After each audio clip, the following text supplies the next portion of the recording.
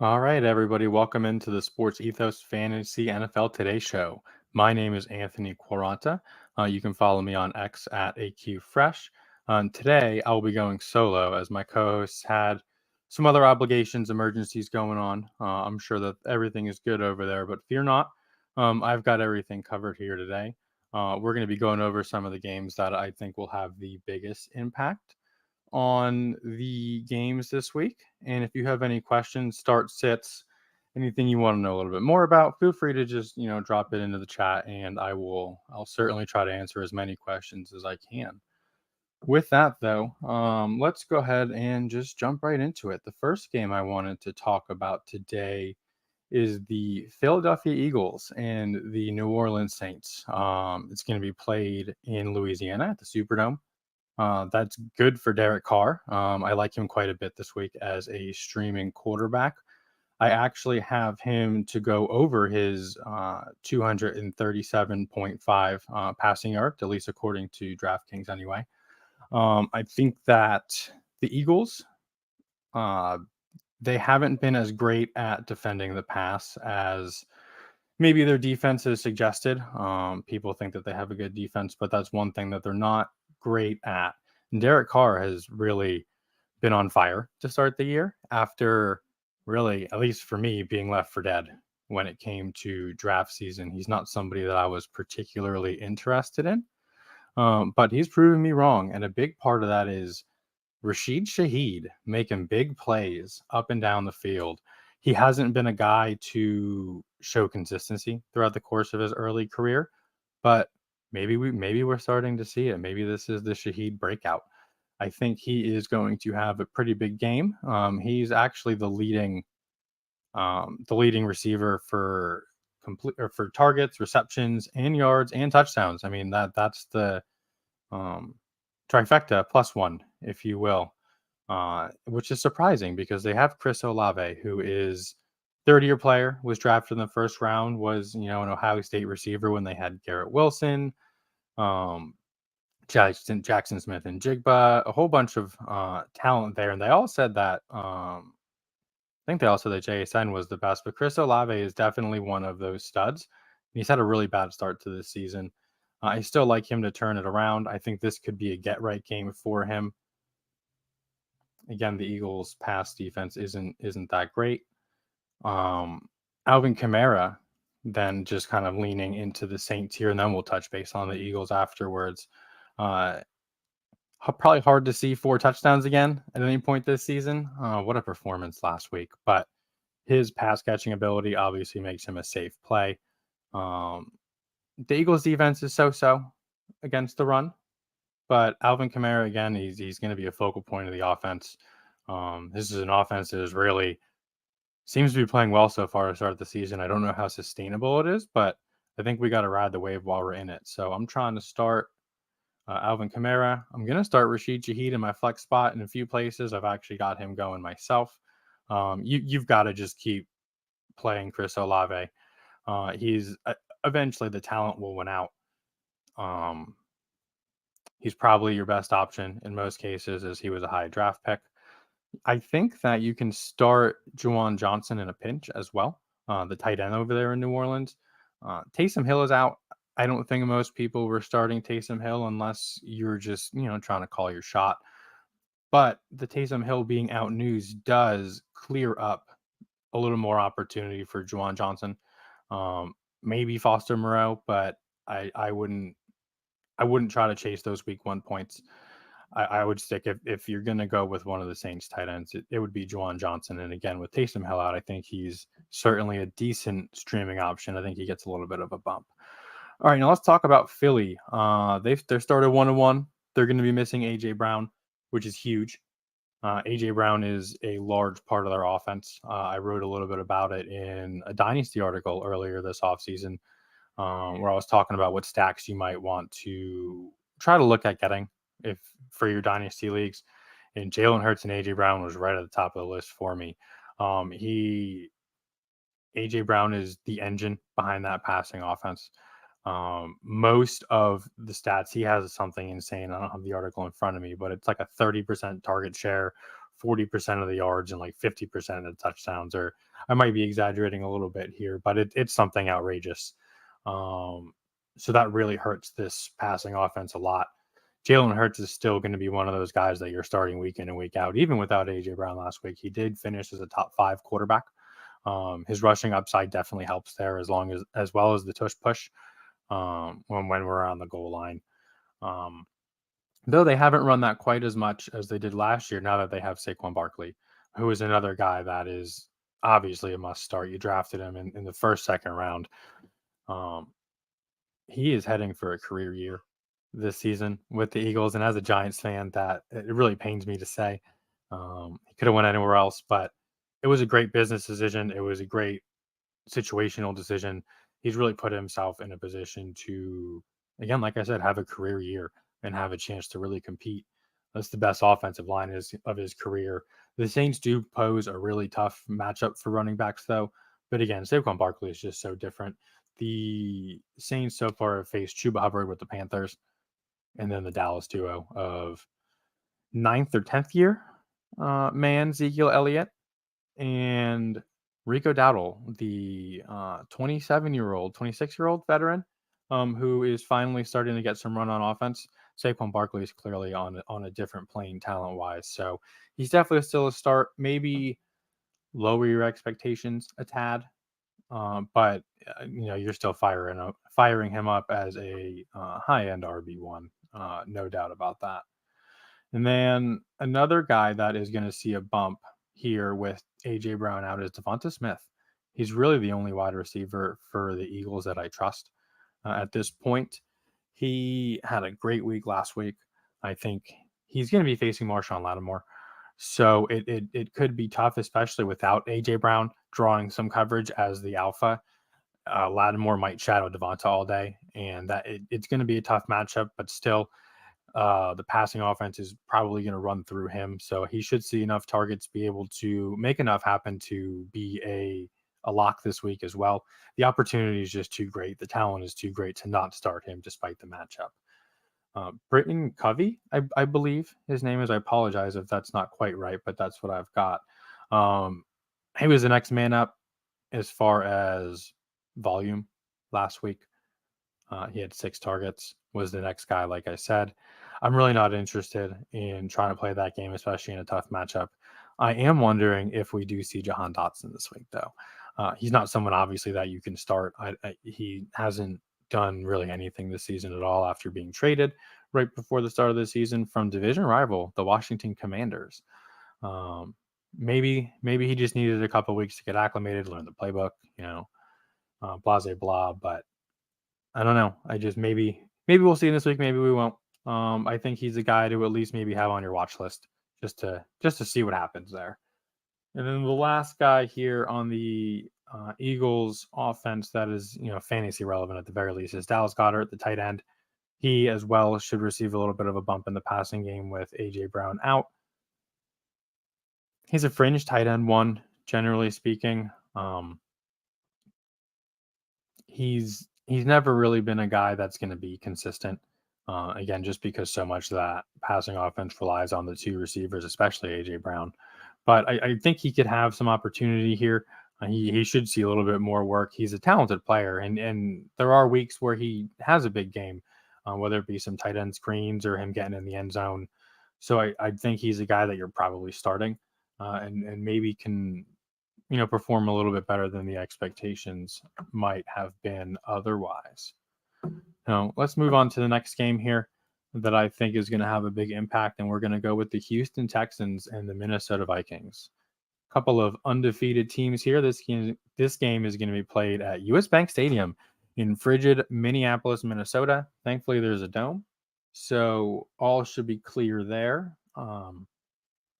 My quick pick here, since I started with that last time, we'll just roll there, is Dalton Schultz over 27.5 receiving yards. I think with Joe Mixon out and Dameon Pierce, I don't know that I'm trusting Cam Akers. I think he's someone that should certainly be rostered because he might be a multi-week starter. And who knows? There might be something. It's a good offense. The role is there for him with, pretty much everybody hurt. But I don't think that he's someone that you're playing this week unless you're desperate. So I really give a bump here to the Houston passing offense and the receiving weapons. Excuse me. Um, I think Schultz he's in a good matchup. The Vikings haven't been that great against tight ends this year. One of them was against the Giants, though. One of the two games who don't really have a tight end. It's maybe Theo Johnson, but no real talent there to have to defend. George Kittle did have a pretty big day against them last week, though. So I think Dalton Schultz, obviously not the talent that Kittle is. I think he could be a sneaky play this week. And he's kind of a fringe tight end one, high end tight end two. He's clearly the fourth target on this offense, but he's got CJ Stroud as his quarterback. It's what we're expecting to be a high powered offense. And I think with the lack of running game, they're going to rely on going through the air more and look for Dalton Schultz to maybe get in the end zone and outperform expectations. He's going to have to compete with the likes of Nico Collins, Stephon Diggs, and Tank Dell to have that production, though. I think all three of them can be started. The one I'm most worried about is Tank Dell. Nico Collins has clearly asserted himself as the one.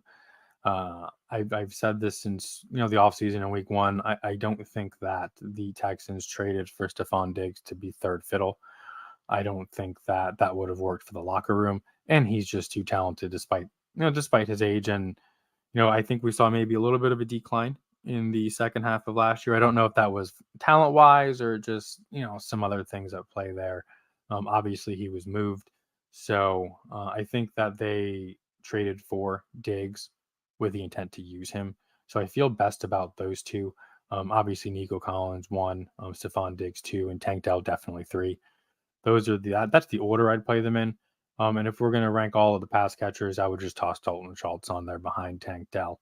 Though obviously the tight end position is a little bit more thin, so you're trying to get a little bit deeper with your starts there. But I think you can start all four of those options, to be honest, on the Texans side of the ball. The only one I'm really not trusting is Cam Akers, and obviously you're starting CJ Stroud. There's really not much to say about him. Going over to the Vikings side of things, Sam Darnold, quite the surprise. He's been a top 10 quarterback.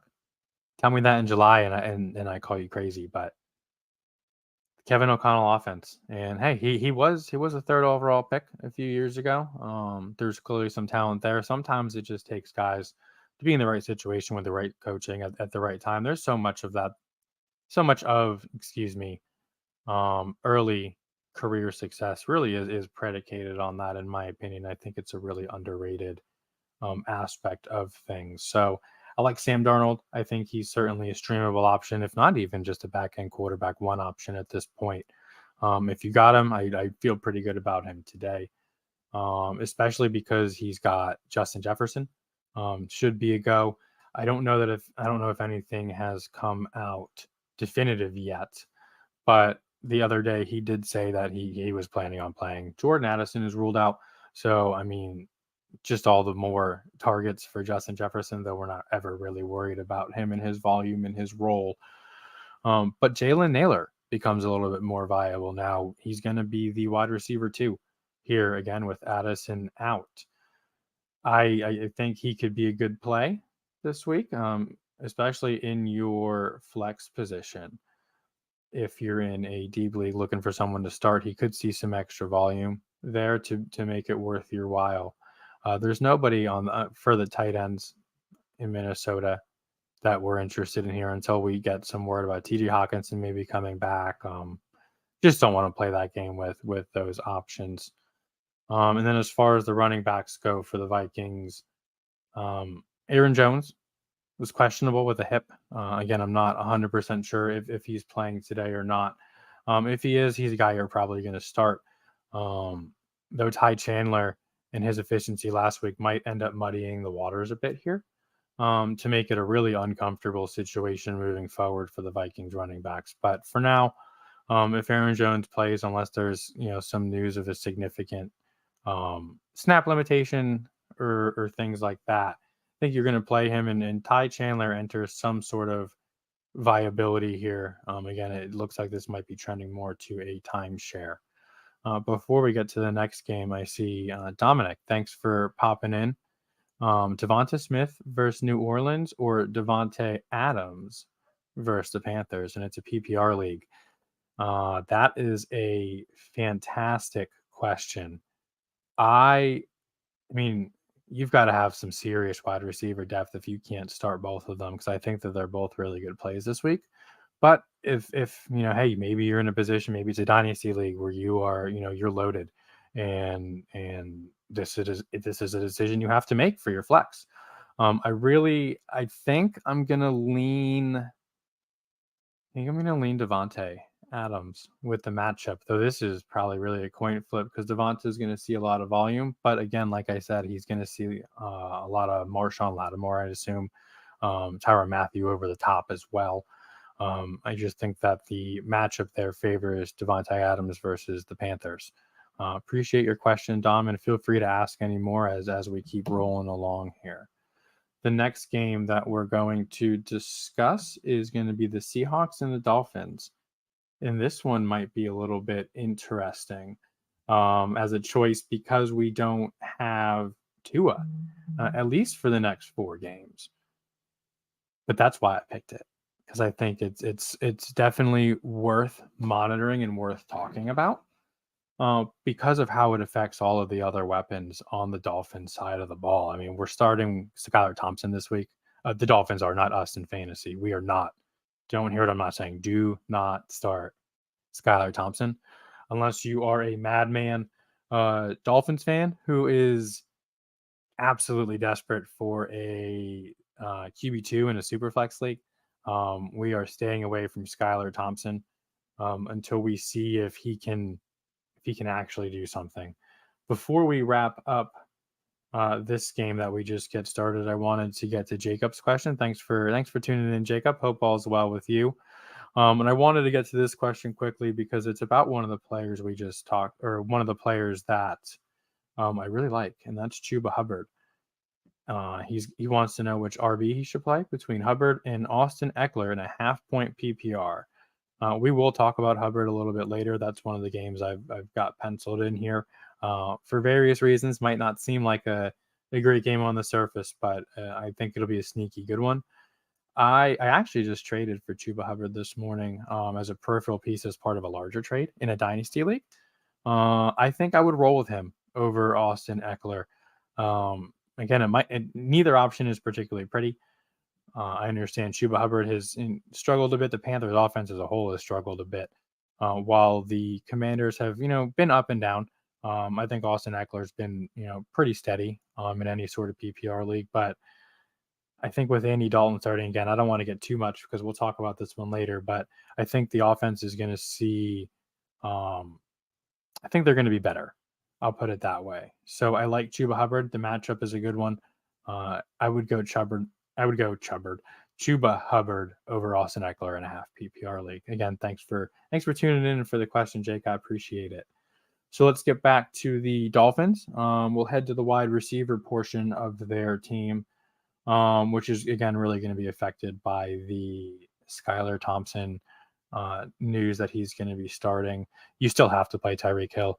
I mean, he can take a screen or a slant 75, 80 yards to the house, just running by everybody. So he's a guy you have to start. He's probably realistic expectations of him is probably closer to a, maybe like wide receiver 12 to 15, 16 maybe. Again, just as a realistic expectation, seeing as they're down their starting quarterback. But still, again, he's a guy that, he could provide a safety valve for Thompson. He's a guy you've just got to start him because of his run after the catch ability. Jalen Waddle, I'm a little more nervous about him. Probably still your best option out of the bunch, I would imagine. Again, unless you went wide receiver heavy or made some trades, he's probably still your best option. But if you want to, if you've got a guy in a similar tier that you're waffling about starting him or Jalen Waddle, I think you can maybe look at the other option. Of course, you've got to take it in its totality with the matchup and the quarterback on their own end and other competition. But Waddle, if you've got a comparable guy in a decent situation this week, I can see benching Waddle. But again, he might just be the best option you have, just based on where he was drafted again and things like that. Jonnu Smith had a good week last week for the tight end position against Miami there when they played Buffalo on Thursday night. I think he can provide some viability. I'm really nervous with Skylar Thompson. I am actually in our SportsEthos, analyst league. I am starting Jonnu Smith at my tight end. I punted it. Been searching week after week for some streamable guys, and this week I'm rolling with Jonnu Smith, maybe chasing the points a little bit, which always isn't always great. But I think that sometimes even the tight end provides a safety valve for a backup quarterback. So I think he's a guy that in a pinch you could play. I don't love it. I'm definitely nervous about it. But again, I'm in a 16-team league where you've got 20 plus tight ends rostered. Jonnu Smith might just be the best you've got if you're in a deeper league like that. So I don't hate it, but if anything in a 12-team league, I'm probably shying away from it. The more interesting, or maybe not interesting, but the side of the ball that should, I think, perform a little bit better this week is going to be the Seahawks. The only key piece that they're going to be missing is Kenneth Walker. Hasn't been ruled out officially quite yet. All that stuff generally doesn't come out for another 45 minutes for the 1 o'clock games. This being a 4 o'clock game, though, as I'm looking at my preview here, we're not going to get news on Kenneth Walker until about 2:30 or so. Still, when someone's listed as doubtful on Friday, he's got an oblique injury. You can just expect that they're not going to play again if they're listed as doubtful so early in the week, or the weekend, should I say. Wheels up for Zach Charbonnet. That's my quick pick of this week. I think he's going to go over 65.5 rushing yards relatively easily. He's going to get all the volume. I believe he got most, if not all, of the carries last week. He ended up getting in the end zone. It wasn't the most efficient day, but they played the Patriots, who are, in New England, which is, generally always pretty tough regardless of things. So I love Charbonnet for a bounce back week here against the Dolphins. Play him. As far as the receivers go, we've got DK Metcalf. He should be good with a hand injury again. Just keep an eye on that. But he did practice in full on Thursday and presumably Friday. I don't have that in front of me, but again, he practiced full on Thursday. I didn't see any news of setbacks, so we'd expect him to be good to go. I think he's somebody you can play this week. He's a big game kind of guy. He can get lost some weeks, but I'm pretty comfortable playing him this week. Jackson Smith and Jigba. Did he have his breakout game last week? Finally, we've been waiting for this ever since we drafted him last season. Thought maybe it would happen towards the end of last year, but Tyler Lockett held strong through the end of last season. Might be fading away a little bit though. Lockett is dealing with a thigh injury. May or may not play. Check out that situation at 11:30. Either way, or excuse me, 2:30 here for this game. You gotta wait till 2:30 for that news. Either way, gonna start Jackson Smith and Jigba. Tyler Lockett can be a flex play. He's still getting some volume. Absolutely, had a good week 1. He can be more of a flex play that I'm not too thrilled about, but definitely viable this week in this matchup here against the Dolphins. But I would definitely rank them as, I think, Metcalf and JSN, probably 1A, 1B. I think if you want a safer option, JSN might be trending towards that target hog there with a little more safety. DK, I think, probably provides a higher ceiling though. So, if you're projected to go down, then DK might be the play. But I think that both should be in your starting lineup.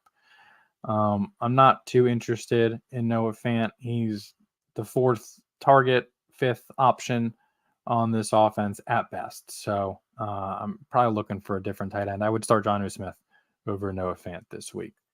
So with that game being wrapped up, I wanted to talk a little bit here about Jacob, I should have waited here to answer your question, but I wanted to talk about the Panthers-Raiders matchup. This game, we were looking at this game a week ago, and man, this game is going to be a bummer, right?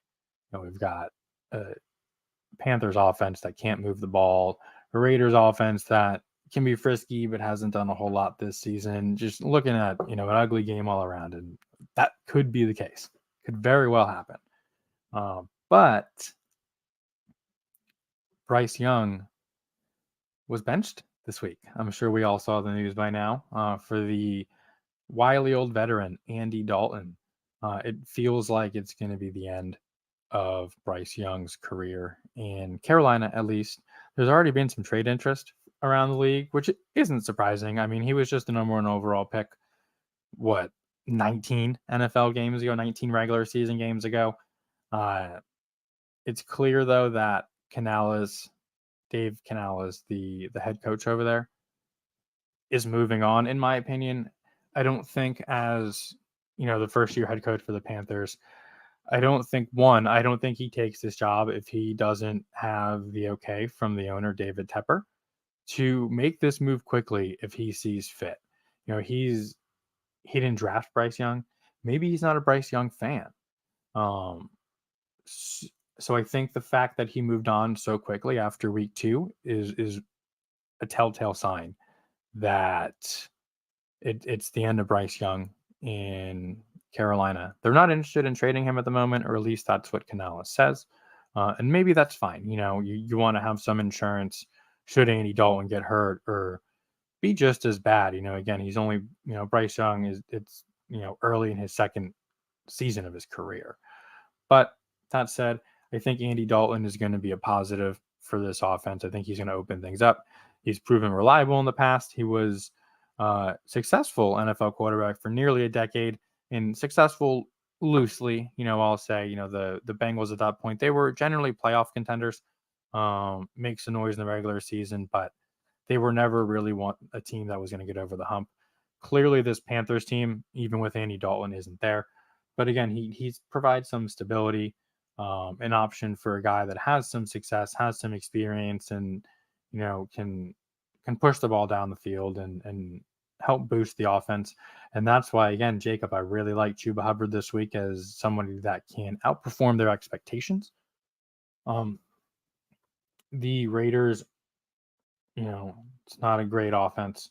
I think the expectation is probably a running back 3, which fits right into that flex spot, or a running back 2 if you went 0 RB or just have some injuries here at your running back position. But I like Chuba Hubbard a lot this week. I think he can certainly outperform those RB3 expectations. Not too interested in Miles Sanders. And then we'll go to the receiving options. Deontay Johnson gets a boost. He's a guy that's used to getting peppered with targets. That's when he's at his best. It's when he was at his best in Pittsburgh. Unfortunately, Bryce Young wasn't able to do that over the first 2 games of the season for whatever reason. But I'm thinking Dalton will have better success there. So I like Deontay Johnson this week. I think you can start him in the flex spot. Again, all of these guys are risky for the Panthers because we don't know with Andy Dalton. He could be, he's been a backup for years now for a reason, right? He could just still be bad. It could not be any better than with Bryce Young, but the upside is there for me to like taking the risk on Deontay Johnson. Adam Thielen, I think, even enters low end flex, maybe wide receiver 4 territory. He had a great start to the year last year, so he still got some juice, and that was with Bryce Young. So, maybe he's the guy this week. I think, again, in a pinch, Adam Thielen is now a flex viable option. Still not really interested in Xavier Legette, though. Anything can change with Andy Dalton at quarterback, so keep your eye on him, but he's not someone that I think you can reliably start this week. And then I'm not interested in either of the tight ends. Tommy Tremble is low-key the leader of the clubhouse here. Jatavion Sanders, the rookie, still trying to find his way, it seems. So I'm really not trying to start either one of those guys. Wes, thank you for joining. Thank you for the question. I'm going to get to this right now before I switch to talking about the Raiders side of the ball, because your question's about the Panthers, and you want to know if I think that there's much of a difference in the Panthers offense with Dalton starting over Young, or is it a system problem? It's an excellent question. I think that hmm, I think that there's going to be a little bit of a difference. I think that it's going to be a little bit better. I think that because Dave Canales, he's kind of a veteran QB whisperer. At least he was last year with Baker Mayfield, revived his career. If I'm not mistaken, he may have had some handling in Geno Smith's 2022 career year. Don't quote me on that though. But I think Canales can make all the difference here with a veteran quarterback. Again, it's clear he was able to make Baker into something last year. Andy Dalton, and may not be the Andy Dalton of past, but he's a viable option.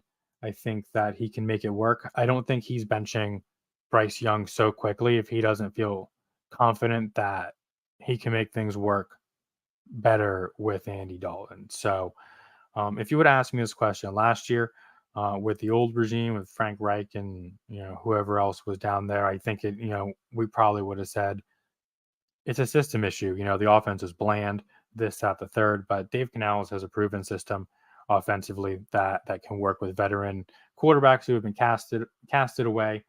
So I think that overall there will be a difference. I don't know how much of a difference, but there will be a difference, and I think it will be better in Carolina. I do see another question come in. I want to at least finish this game, and then Toby, I'll certainly get to your question. But I don't want to stray too far away from the game at the moment. But thank you for tuning in, and just bear with me real quickly. The Raiders side of the ball, Gardner Minshew leads the show. The Panthers have been bad all around. I think Minshew is a streamable option. But realistically, probably more of a mid to low end QB2, someone you can certainly start in super flex leagues if you waited a bit for your second quarterback. But I don't hate it in a pinch if you need somebody in a one QB league as well. The running backs here are really, it's just gotten completely muddied with Alexander Madison looking better than Zamir White, who was projected to be the workhorse here. I don't love either one of them. They're both probably low end flex RB3-4 options. White, I just don't know. If you got to start him as a flex, I get it, but I think I'm trying to look for different options. But the matchup is there, so you could certainly have worse options than those two. Devontae Adams, I think, gets peppered with targets. He's going to be great. The Panthers actually have been pretty good. They've been pretty good against receivers so far by the numbers. It's skewed. They gave up 180 and over 200 yards rushing in their first two games, so they just didn't need to throw the ball. I think, again, this game could be a bit more competitive with Dalton at the helm on the other side of the ball, so I think that the Raiders are going to pass a bit more. I love Devontae Adams this week. Jacoby Myers is I think, a safe flex option too this week because he's talented. Again, I think that they'll be passing the ball a little bit more. I think this game could be better than people think. Jacoby Myers is certainly a flex option for me. And then not much to say about Brock Bowers. He's a stud. He was drafted as a stud. He is the real second receiving option here. Low key tight end one finish this week for Brock Bowers. Toby, thank you for hanging in there. I'm certainly going to get to you now before we move on. And you've got a question about a trade. I love it. Something a little bit different than our start sits. You've been offered Xavier Worthy for Christian Kirk. Would I go for it? That's a fun one. That's really fun. Xavier Worthy, had a great week one. Not so great week two, but I think that's what we're going to see from Xavier Worthy. I think it's going to be a lot of boom bust weeks. There could be some consistency though. Hollywood's out for the year. Travis Kelce not performing the way we're used to. So maybe he does end up seeing some sort of consistency. And then on the other side, we've got Christian Kirk, right? A veteran who's proven capable. He's proven over at least over his Jaguars career, which this is his third season over there, that he can have that consistency, right? In 2022, when he was the wide receiver one there, he was the wide receiver 13 on the year. Like, that's fantastic. Struggled a little bit once they got some more competition over there last year, but still someone that you certainly were happy with. In a dynasty, obviously the answer is Xavier Worthy, right? That's clear, but I'm feeling like your question is probably more towards redraft or even just like it's just season long, whether it's keeper or redraft. I think I'm gonna go with Toby. I think I'm gonna take the shot on Xavier Worthy. Give me the upside there. I think Christian Kirk is gonna perform better than he has the first couple weeks, but maybe Brian Thomas is the guy. Evan Engram has, performed poorly week one, has been out the next couple weeks. There's a lot of competition over there. Give me Xavier Worthy in a fun move. Take the upside there, in my opinion, but it's pretty close there. Thanks for the question, Toby, and I hope you ask another question. Should you be interested in anything else? Nathan, thanks for joining. Your question is about some wide receiver starts, and it looks like you need 2 in a full PPR. And your options are JSN, Jameson Williams, T. Higgins, and Jalen Waddle. You are loaded, my friend. Congratulations. May not look like it so far this season, but those are guys I like moving forward. I think with 3 other strong options, I think you can bench Jalen Waddle. And we talked about it a little bit earlier with Skylar Thompson at the helm. If you have, I actually said it earlier, if you have better options in the same tier, I can see benching Jalen Waddle, and I think that that's the position that you're in. So then we've got Jameson Williams, JSN, and T. Higgins. T. Higgins looking to make his debut. JSN, a guy who broke out last week, and JMO, third-year breakout we've been dying to see. I'm going to be talking about that game here shortly. I think I'm going to go JSN and JMO. I want to see it from T. Higgins. I believe it was a hamstring injury, if I'm not mistaken. Those can always be touchy. I go JSN and JMO. I like JMO to continue to break out against the Carolina defense, against a Cardinals defense that is not great. Again, JSN might be the target hog, so I'm going to go with JSN and JMO there. A little surprising if you would have told me that come draft season, but again, Jalen Waddle's situation is a bit tough, and I want to see it from T. Higgins with the hamstring injury, make sure he's a full go and okay. And JSN and JMO are great options as well in their own right. So playing it safe, but hopefully that answers your question, and good luck to you this week, Nathan. Oh, the questions keep rolling in. We might not even get to these next games, but that's okay. I'd rather answer your questions and help you all out. I wrote this article. Hopefully, if you've got the SportsEthos NFL Pass or even the SportsEthos 360 Pass that encompasses all sports, you've read it through this. So I certainly prefer to answer questions than talk about these games. Though of course that's still fun. So Furious, thank you again for joining. What's your pickle this week? PPR 10-team league. Not 100% sure WDIS stands for. If you could help me out there. Who do I sit? That looks like, thinking about it in my head, that's probably what we're looking at, but I don't see where you put your options. Furious, thank you. I see. You're listening. You were typing. Sorry for rushing you.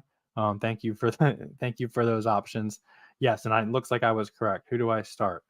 You've got 2 wide receivers and a flex you're looking for. Okay, so for the receivers, we've got Amari Cooper, Malik Neighbors, George Pickens, and Jameson Williams. Okay, those are some good options. I think you start Neighbors right off the bat. And actually, I think you start Amari Cooper. Those are just my 2 receiver starts, if I'm being honest. No problem. No need to apologize. I'm here to help. Happy to. Whether you're a beginner, an expert, I'm happy to talk through things, walk through it. Never apologize. I hope you join us every Sunday. We'll be here doing this, helping you all out. But yeah, my two receiver starts are Cooper and Neighbors. I think that Amari Cooper has his 2024 breakout this week against the Giants. You can actually preview my Giants Browns preview for free. That's at the top of the article. We give out a couple free games every week, so you can actually take a peek at that one and see my thoughts on it specifically. But yeah, Cooper, I think a breakout game against the Giants defense that lacks secondary star power.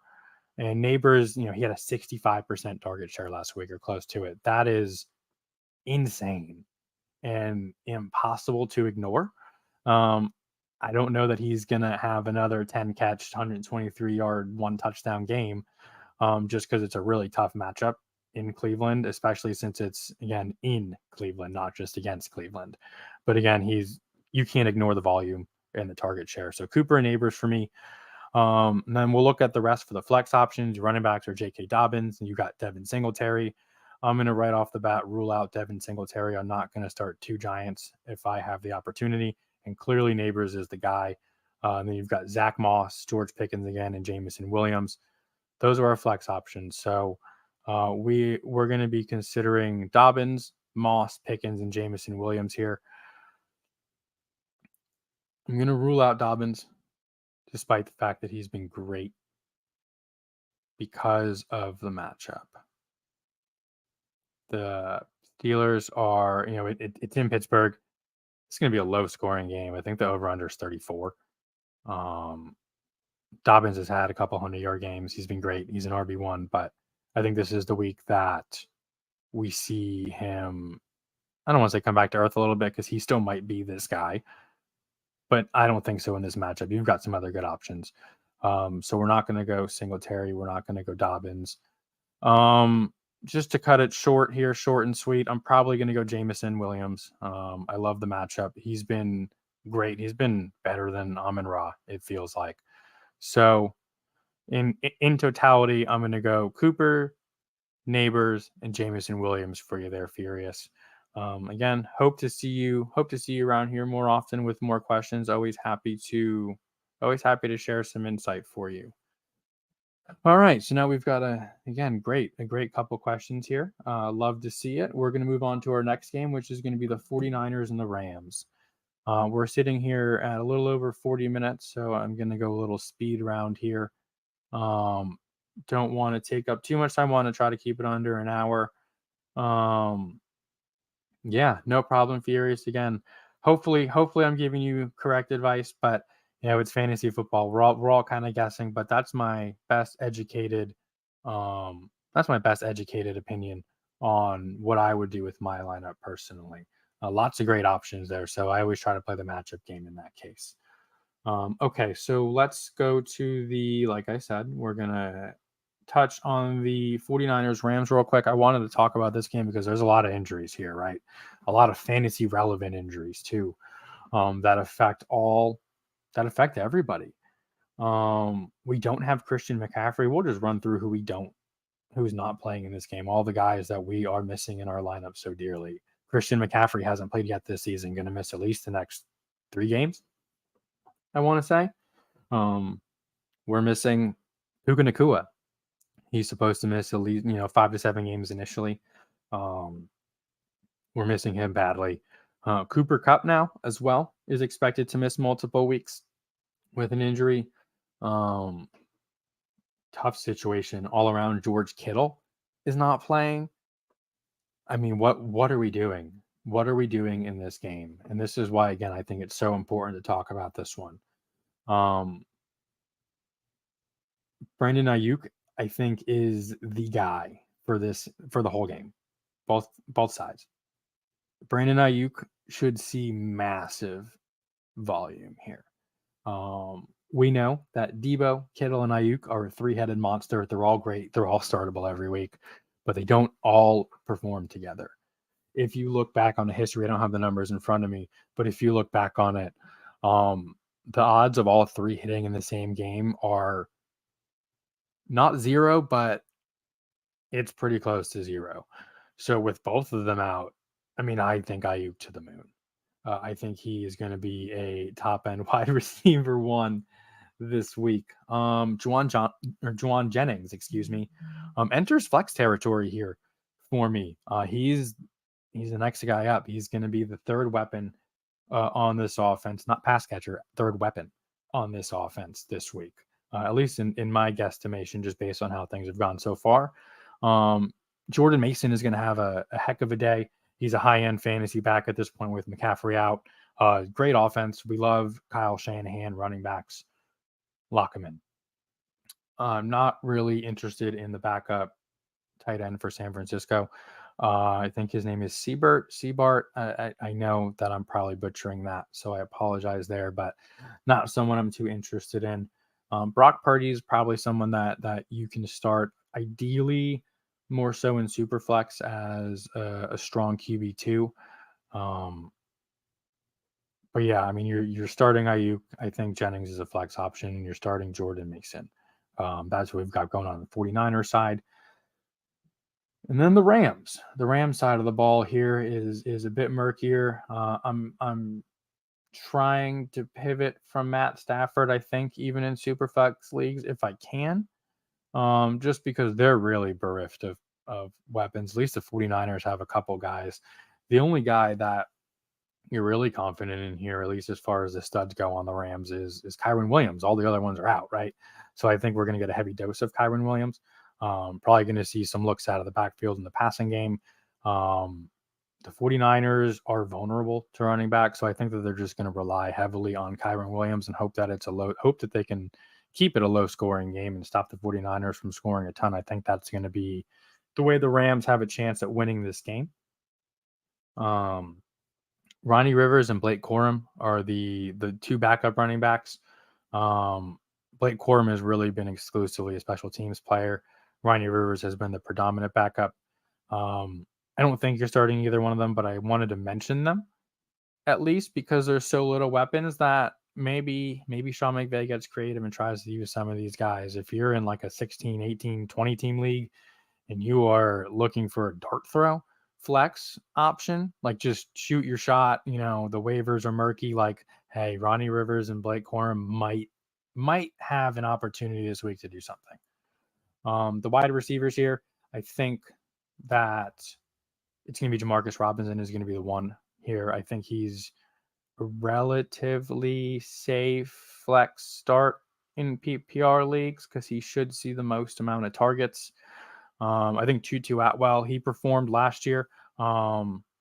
Big plays when the Rams needed him, when there was some injury there with Cooper Kupp last season, and while Puka was still obviously on the rise.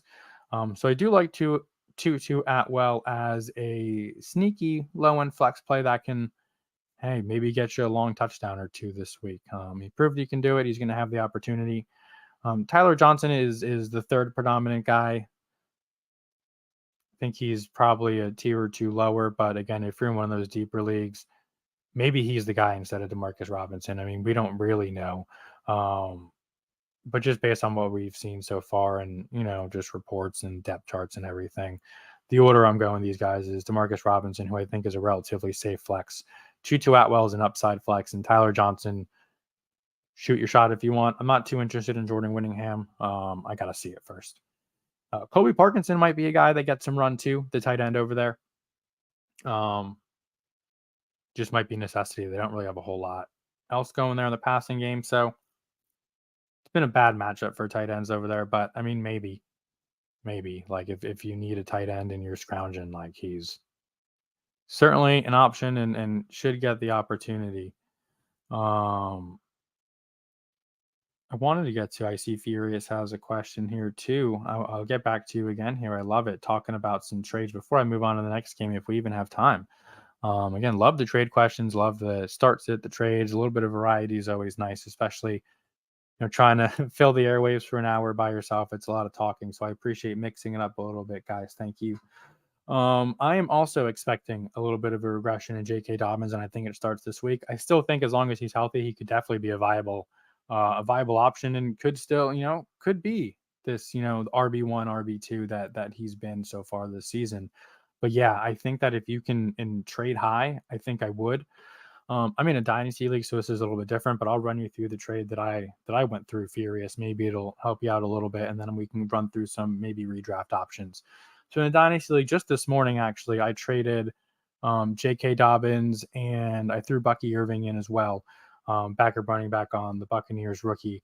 I traded both of them for Packers wide receiver Jaden Reed and a guy we talked about earlier, and Jacob question starting this week, Chuba Hubbard, the running back for the Panthers.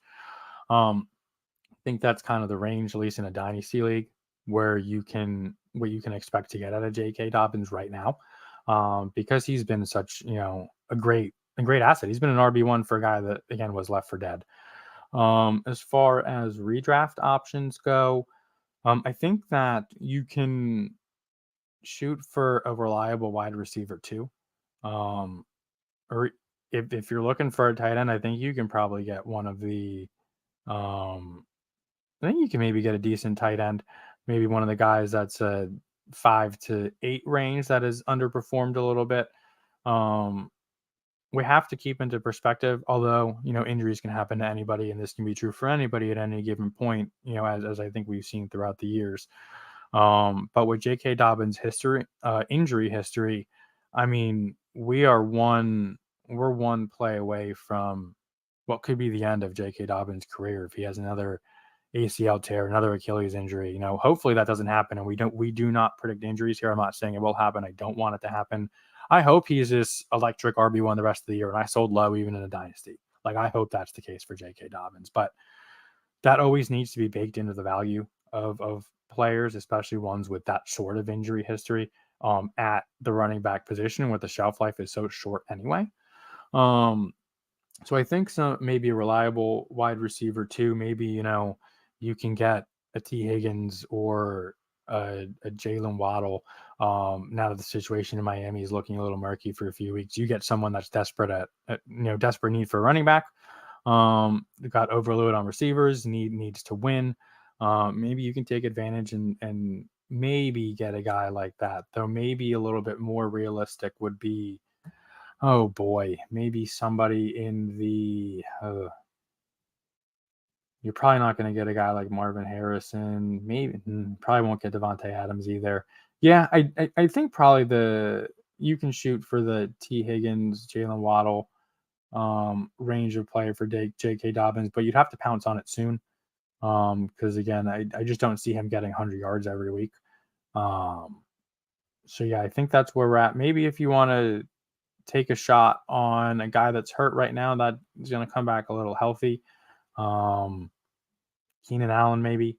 Um, I would love to say you can go ahead and get Chris Godwin. I think that is I think that's a fun trade.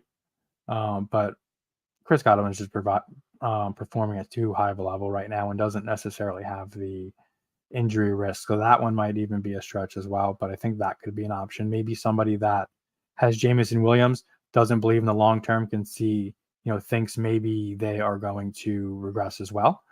That could be a fun swap, especially if you're looking for a wide receiver. Um, you know, two guys that are outperforming what I think were expectations.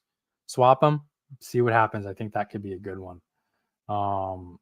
I know I've given you a lot of wide receiver options. Let me try to think of a running back option if you want to sell high. That's a little bit tougher because running backs are harder to come by. Again, it's a short shelf life. Maybe Jerome Ford. Maybe I don't think that you're going to get like a Jonathan Taylor type guy, even though he's kind of underperformed. I think people expect him to come back to the mean. Yeah, I think those are probably some pretty good options. And yeah, I'm happy to do follow up here. You have Pacheco for J.K. Dobbins on the table.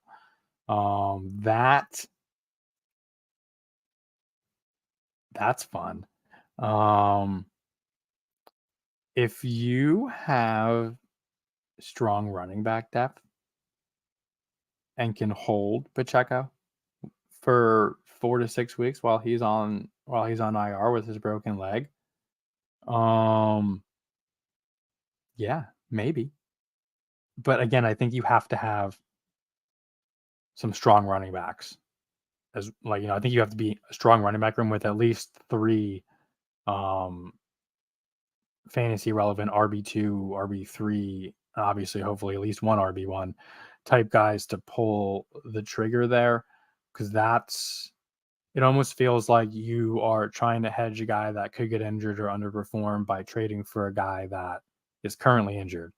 And that's always a risky proposition. But I think that if you are deep at running back, I think you can pull the trigger if you're willing. Seems like you're okay taking the risk. So I think you can pull the trigger there if you've got a couple other fantasy reliable running backs. Very fun. Good stuff. Happy with all these questions, interaction. We've got about 5 minutes, so we're gonna go through the Lions Cardinals real quick. If there are other questions, feel free to put questions in as well. I'll make sure I get to them before I finish the previews. But we're going to talk about the Cardinals Lions here for a few minutes. I love this game. I think that there's a lot of upside here for all parties. Kyler Murray is phenomenal. You're starting him. His rushing upside. Marvin Harrison Jr. They've found the connection last week. Though it was really only for the first quarter, maybe the first quarter and a half, but still, you love to see it. You're starting both of them. Excuse me. Michael Wilson and Greg Dortch. Deep league flex considerations on the lower end. Could surprise. Michael Wilson had a touchdown week 1. Greg Dortch has had quite a few targets, a little bit more than I was expecting. So I think both of them can be flex plays, but you're absolutely starting Kyler Murray and Marvin Harrison Jr. James Conner's another guy you're absolutely starting. He's all reliable. He's got the role, the volume. The offense is trending upwards like we thought it would. The Lions have been good against running backs, but I'm still trusting Conner as an RB2. Trey McBride must start. He's the second leading target. He actually might have more targets than Marvin Harrison Jr. Either way, he's a top 2 option for the passing game. Stud tight end. You're always starting him. And then on the other side of the ball there, Sam Laporta was the tight end one last year. A little bit of a slow start this year, maybe with the rise of JMO. But you're still starting Sam Laporta. He's locked in. The role's locked in. The talent's locked in. Great matchup. I'm really trying to start as many pieces in this game as I can get. You're starting Jahmyr Gibbs and David Montgomery. Both are upside floor plays, but Jahmyr Gibbs is more of the upside back, and David Montgomery is more of the safe option. But both have baked in. Gibbs with the targets makes him a safe floor, and Montgomery seems to have most of the goal line work, which makes him safe as well. Love both of them. And then, okay, so that's where we're at there with that game. Let's go ahead and see if we can get one more game in here. And we're going to go with the Cowboys-Ravens. This was my free game preview in the Discord. Hop in there. Hop in our Discord, SportsEthos. Go in the NFL General channel. Every week I'm popping in an additional free game preview for those of you that are in there, just to kind of get some more interaction, get you guys some more knowledge, as much as the bosses over here will let me give you all for free. I'm always certainly happy to try to push that. So this might be the last game we talk about, as we're now at 58 minutes. And again, I want to keep it as close to an hour as possible, because I've got my own lineups to set, got my own fantasy questions I've got to quabble over by myself. So let's get into it. The Baltimore Ravens, surprisingly 0-2 versus the Dallas Cowboys, who are, I think, surprisingly 1-1. I think people, myself especially, thought that they would beat the Saints last week. So a little bit of surprises here. First and foremost, just picking a winner here, I don't see the Ravens starting 0-3. I just don't. For that reason alone, I'm going to pick Baltimore to win the game. A quick pick here. I realize I missed a couple of them, but that's okay. If you've got the fantasy pass, NFL pass, you can go through and look at all my picks. I do one for each game. I've got Justice Hill over 25.5 rushing and receiving yards here. Dallas hemorrhages points to the running back position. Love Derrick Henry this week. Think it's going to be a Derrick Henry week. But as we know, they also like to keep Justice Hill involved. And 25.5 receiving and rushing yards, I think, is something that Justice Hill can easily do, as he is the pass catching back to Derrick Henry's rumbling, bumbling, tumbling self. who will definitely has a lot of touchdown upside here. So obviously starting Derrick Henry, think he can be a strong RB1 this week. Justice Hill is certainly a flex consideration for me. Lamar Jackson is the start of all starts this week. I think that we're going to see a lot of him willing this team to not go 0-3. Zay Flowers is the only receiver we're trusting here. He's the clear one. I don't trust Rashad Bateman. People love him. He's a great separator apparently, but it doesn't. There's no fantasy viability there. Nelson Aguilar has 4 targets on the year. He seems to be the sneaky guy that will make the big play that you don't expect to out of this wide receiver group. He's not somebody that you can ever really trust in your lineup unless you are totally desperate. But Zay Flowers is the only one I'm starting there. And I think you start Mark Andrews and Isaiah Likely both. Week 1, it was the Likely show. Week 2, it was the Andrews show. That might be what we get. Might just be one or the other every week. Both have the upside that you have to start them every week. Sometimes, especially with tight ends, if you want the good, if you want the upside, you've got to take the downside. Sometimes you try to play I'll start him this week and not this week. And, the week you bench him, he blows up for 25 points like a lot of people do with Isaiah Likely, who probably wasn't even rostered for a lot of folks week 1. And then you think, oh, man, he's the guy. I got to get him in. Got to get him in. Week 2, he's not the guy. It's Mark Andrews. So if you want the good, you've got to take the bad. I think you start them both.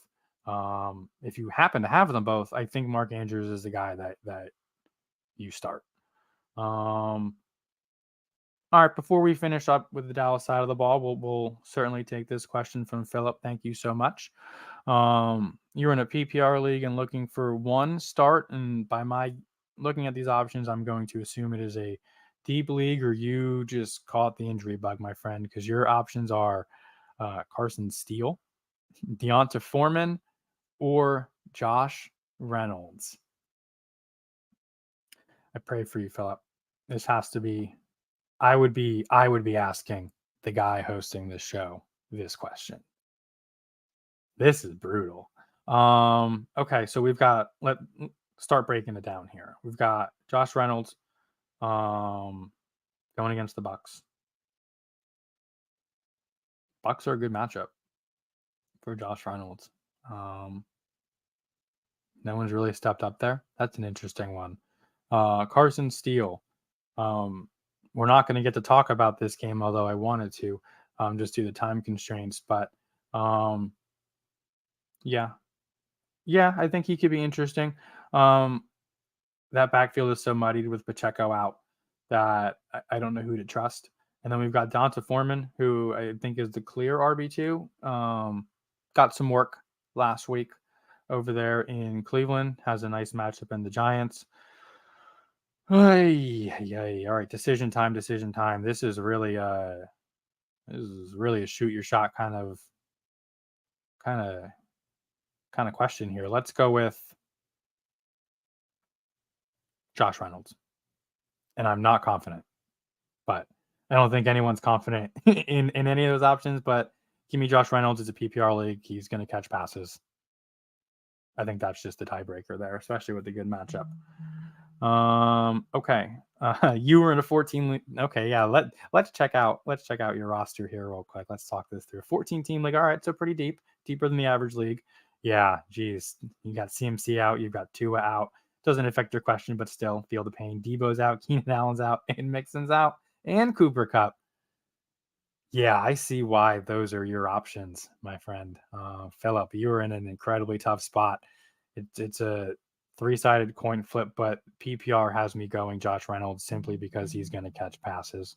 So good luck there. Now let's finish up. Let's wrap up the Dallas side of the ball, and then we'll get out of here unless any last-second questions come in. Dak Prescott is going against the team that has allowed the most passing yards so far this season. That's a surprise, especially considering the Ravens defense is usually one to be feared. But I think Prescott has a top five upside this week. In a game that they're really trying to win as well. I think it could be a high scoring game. The running backs here are tough. We've got Rico Dowdle. He's kind of been a career backup special teams guy. They've been saving him a little bit on special teams to hopefully get him more involved in the offense. Started to do that a bit, but not something that we're completely excited or really inspired about. It's kind of really been a timeshare with Ezekiel Elliott, obviously known as Zeke. He's been a stud in the past with Dallas, but those days I think are clearly over. His efficiency is dwindling. Rico Dowdle's is on the rise, at least if we look at the first 2 weeks, which is a small sample size, and oftentimes um, isn't always predictive of what is going to happen for the rest of the year. I think Dowdle is obviously a better play than Zeke, but I don't love either one of them. I'm trying not to start them if I have to. Though, Philip, starting Rico Dowdle over Steele, Foreman, and Reynolds, but unfortunately, that's not an option for you. The receivers, you're starting CeeDee Lamb every week. We don't really even need to talk about that. I like Brandon Cooks and Jalen Tolbert as peripheral options against the Ravens. Again, they've allowed the most passing yards. Jalen Tolbert had a lot. I think he led the Cowboys in targets, if my memory serves, without having the stats in front of me. I think he led them in targets last week.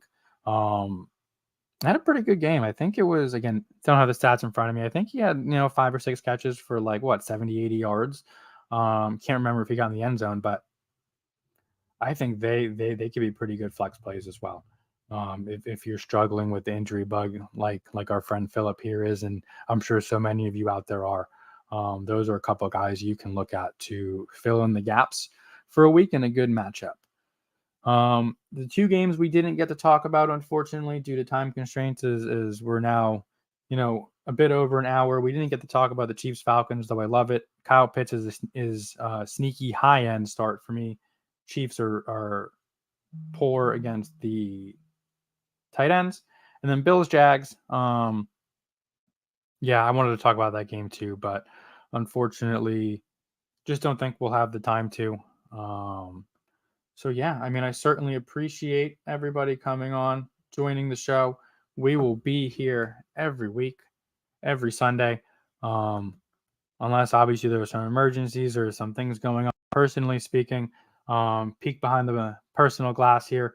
I'm expecting my daughter to be born in about 2 weeks. Got to go paint her nursery now. So I may not be here reliably over the next couple of weeks, but certainly Jacob Dunn and John Mosales will be. We have been happy to have you all join us today. Thank you so much for the questions. It was great interacting with you all. Philip, Furious, some of the other guys.